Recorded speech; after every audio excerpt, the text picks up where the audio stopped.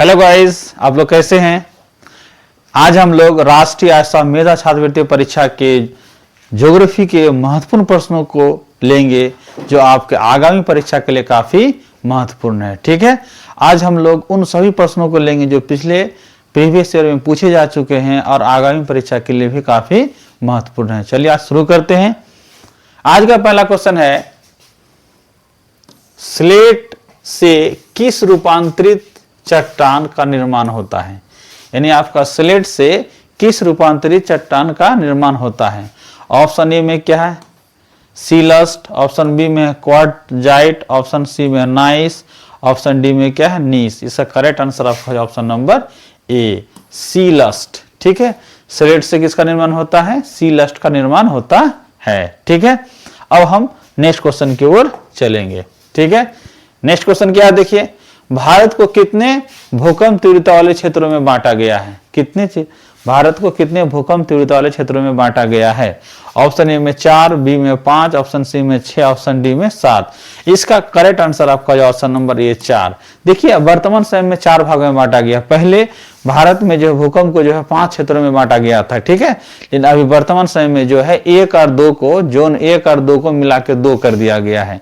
इसलिए अभी वर्तमान समय में जो है भारत में जो है भूकंप को 4 क्षेत्रों में बांटा गया है। ठीक है, वायुमंडल में ऑक्सीजन गैस कितना प्रतिशत है। ठीक है, जानते हैं ऑक्सीजन गैस को प्राणवायु कहा जाता है। ठीक है, ऑक्सीजन मानव अस्तित्व के लिए काफी महत्वपूर्ण है। तो यहाँ ऑप्शन ए में है 78.03, ऑप्शन बी में 38.03, ऑप्शन सी में है 28.03, ऑप्शन डी में है 20.99%। इसका करेक्ट आंसर आपका हो जाएगा ऑप्शन नंबर डी, यानी लगभग 21% जो है ऑक्सीजन जो है वायुमंडल में पाया जाता है। सबसे अधिक कौन सा गैस पाया जाता है, तो नाइट्रोजन पाया जाता है। लगभग 78.03% जो है नाइट्रोजन वायुमंडल में पाया जाता है सबसे अधिक मात्रा में। विश्व में कितने महासागर हैं। ऑप्शन ए में 3, ऑप्शन बी में 4, ऑप्शन सी में 5, ऑप्शन डी में 6। इसका करेक्ट आंसर आपका ऑप्शन नंबर सी।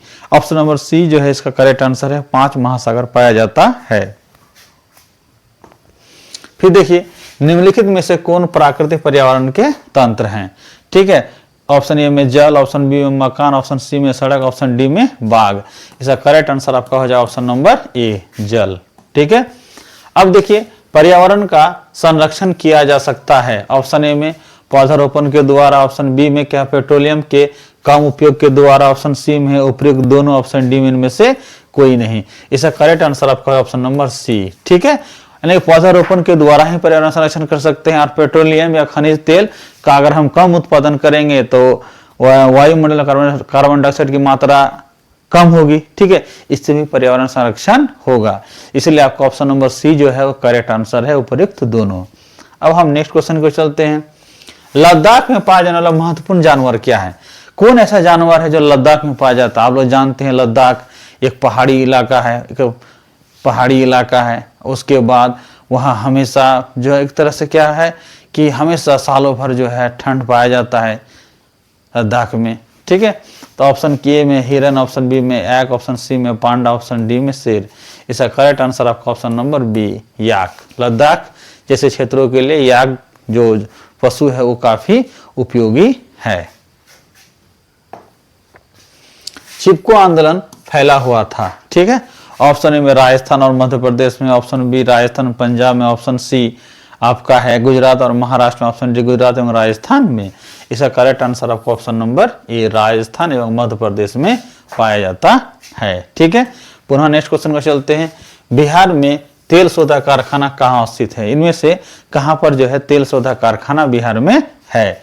Mokama, option B Barauni, option C Patna, option D Sasaram. इसका करेक्ट आंसर आपका हो जाएगा बरौनी में। कहाँ है जी, तो बरौनी में है। पुनः हम आगे चलते हैं। काल वैशाखी क्या है। ऑप्शन ए स्थानीय पवन, ऑप्शन बी ठंडी पवन, ऑप्शन सी गर्म पवन, ऑप्शन डी चक्रवात। तो इसका करेक्ट आंसर आपका हो जाएगा ऑप्शन नंबर डी। ठीक है, चक्रवात। ठीक, अब पुनः हम नेक्स्ट क्वेश्चन चलते हैं।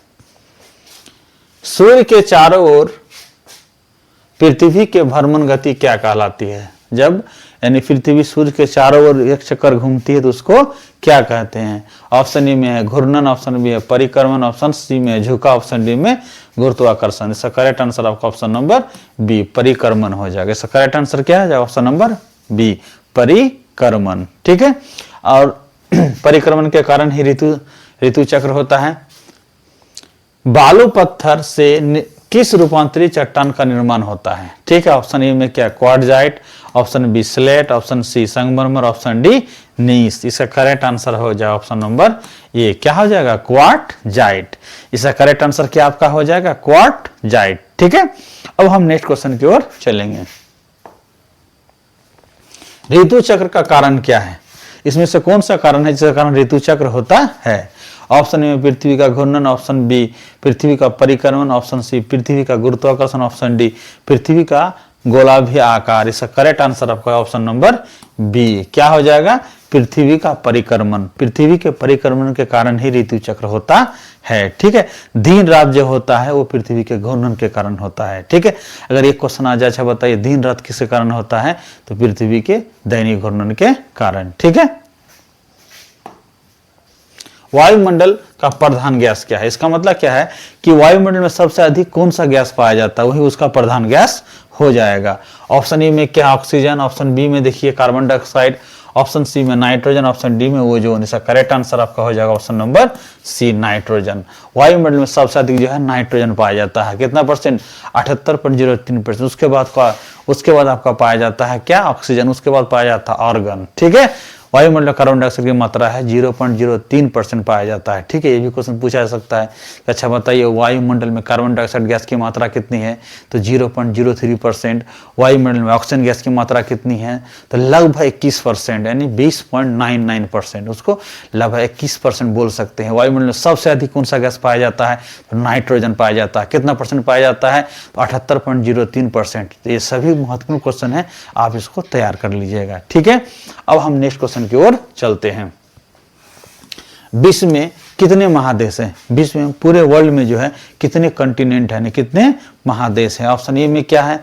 6, ऑप्शन बी में 7, ऑप्शन सी में 9, ऑप्शन डी में 4। इसका करेक्ट आंसर आपका ऑप्शन नंबर बी 7। पूरे विश्व में 7 महादेश है। विश्व का सबसे बड़ा महादेश एशिया, विश्व का सबसे छोटा महादेश ऑस्ट्रेलिया। ठीक है, ये काफी महत्वपूर्ण क्वेश्चन है, इसको याद कर लीजिएगा।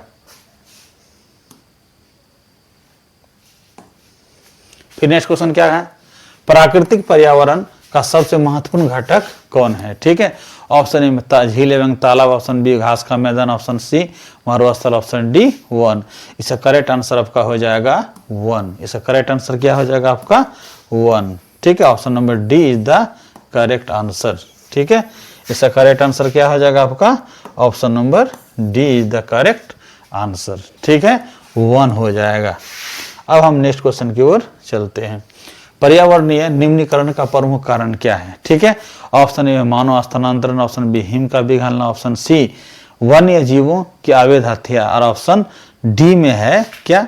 बृहत स्तर पर वनों का विनाश। इसका करेक्ट आंसर आपका हो जाएगा ऑप्शन नंबर डी, क्या हो जाएगा? बृहत स्तर पर वनों का विनाश जो है वो पर्यावरण निम्नीकरण का सबसे प्रमुख कारण है। अब हम पुनः नेक्स्ट क्वेश्चन की ओर चलेंगे। सफेद हाथी पाए जाते हैं, सफेद हाथी पाए जाते हैं कहाँ? श्रीलंका में, ऑप्शन बी चीन में, ऑप्शन सी भारत में, ऑप्शन डी थाईलैंड में। इसका करेक्ट आंसर आपका है ऑप्शन नंबर डी, सफेद हाथी जो है आपका थाईलैंड में पाए जाते हैं। अब पुनः नेक्स्ट क्वेश्चन की ओर चले।